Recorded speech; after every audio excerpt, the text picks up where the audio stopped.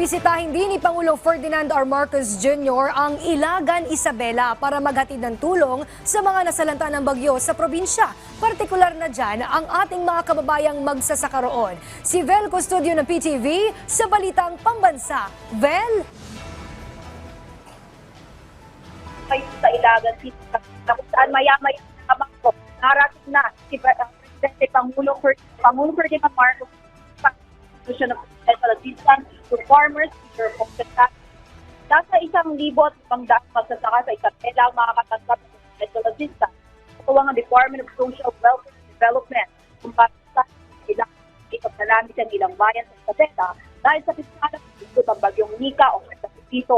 Mahigit na lang bagyo ng piskala sa agrikultura dito habang naman para sa agrikultura sa Cagayan at Region base sa inisyal na talata.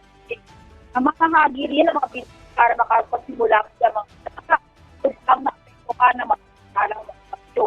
Nakaposisyon naman ang mga sa pangunahing activity sa Isabela bilang ang Bayan Court. Mamimigay rin ng cash payout ng Philippine Crop Insurance Corporation sa mga illegal farmers sa pamumuno ni Secretary Francisco Chu Laurel Jr.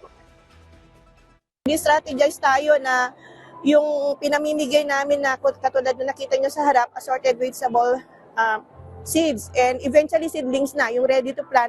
Siguro maybe 2 weeks from now mag-distribute na kami para immediately may maitanim ang magsasaka and then after maybe 1 month meron na ulit sila pagkuhanan para yung shortage ng supply ng vegetable dahil nasira sa Nueva Vizcaya ay paano unti-unti ma-replenish yun at babalik sa normal na price yung mga basic vegetable commodities natin.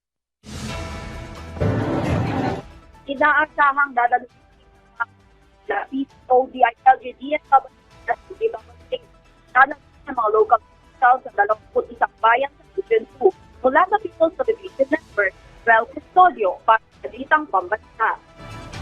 Maraming salamat, Vel Custodio.